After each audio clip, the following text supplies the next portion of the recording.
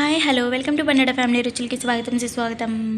ఈరోజు మన రెసిపీ వచ్చేసి తోటకూర ఫ్రైడ్ రైస్ అండి. చాలా ఈజీగా సింపుల్గా లంచ్ బాక్స్కి ఈజీ ప్రిపేర్ చేసేలాగా కూడా చాలా ఈజీగా అయిపోతుంది అనమాట. 5 మినిట్స్లో అయిపోతుంది. మనకి టైం లేనప్పుడు ఇలాంటి రెసిపీస్ చేసుకోవడం వల్ల మనకి టైం అనేది సేవ్ అవుతుంది అనమాట. ఏమీ లేదండి, ముందుగా ఒక కళాయి పెట్టుకొని 4 టేబుల్ స్పూన్ల ఆయిల్ వేసుకొని కొద్దిగా జీలకర్ర కొద్దిగా జీడిపప్పు వేసుకోవడంతో మంచి టేస్ట్ అనేది వస్తుంది అనమాట. జీడిపప్పు వేయడంతో జీడిపప్పు వేసిన తర్వాత కొద్దిగా గోల్డెన్ కలర్ వచ్చిన తర్వాత ఆనియన్స్ సన్నగా చాప్ చేసుకున్న ఆనియన్స్ వేసుకొని దోరగా అనేది వేగించుకోవాలి. కొద్దిగా మగ్గాలండి ఆనియన్స్ అనేవి. ఇలా బాగా మగ్గిన తర్వాత ఇందులోకి లైట్గా 2 రెమ్మల కరివేపాకుని వేసుకుంటున్నాను. ఇప్పుడు ఈ ఉల్లిపాయలు వేగే లోపల మనం మిక్సీ జార్లోకి అయితే తోటకూరని అనేది శుభ్రంగా కడిగేసి వేసుకుంటున్నాను నేనైతే. ఈ లోపల ఉల్లిపాయలు వేగుతూ ఉంటాయి, మనము పేస్ట్ అనేది ఆడుకుందాము. ఇందులోకి కొద్దిగా అల్లం వేస్తున్నాను. ఇప్పుడు ఎల్లుల్లిపాయలను పొట్టు తీసేసి వేసుకుంటున్నాను.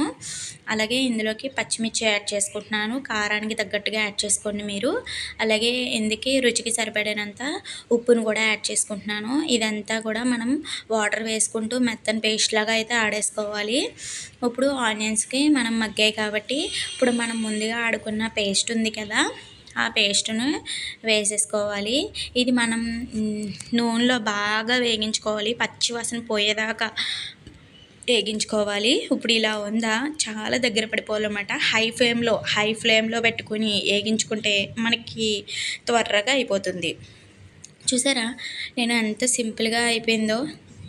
ఇలాంటి రెసిపీస్ కావాలి అనుకుంటే నా ఛానల్ని సబ్స్క్రైబ్ చేసుకోండి అంతే. ఇప్పుడు ఉడికించిన అన్నాన్ని యాడ్ చేసేసుకోవడమే. సాల్ట్ ఏమైనా తక్కువ అయితే వేసుకోండి. ఇలా అన్నం ముందుగా వండేసుకుని ఉంచుకోవాలి. ఇలా ఉంచుకున్న తర్వాత మనం ఇది వేగిపోయిన తర్వాత ఇప్పుడు అన్నాన్ని వేసేసి కలిపేసుకోవడమేనండి. చూసారా మరి ఎంత సింపుల్గా అయిపోయిందో. ఈ రెసిపీ మీరు కూడా నచ్చితే ట్రై చేయండి. ట్రై చేసి ఎలా వచ్చిందో కామెంట్ చేయండి. నాకైతే చాలా నచ్చింది, మా పిల్లకి కూడా చాలా ఇష్టంగా తిన్నది.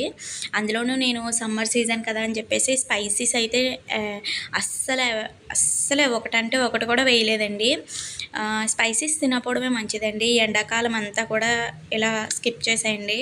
ఎండాకాలం అందరూ కూడా స్పైసీస్ తగ్గించాలి. వీడియో మీకు నచ్చినట్లయితే ఒక లైక్ చేయండి, షేర్ చేయండి, నా ఛానల్ని సబ్స్క్రైబ్ చేసుకోండి, అలాగే ఫాలో చేయండి. బాయ్.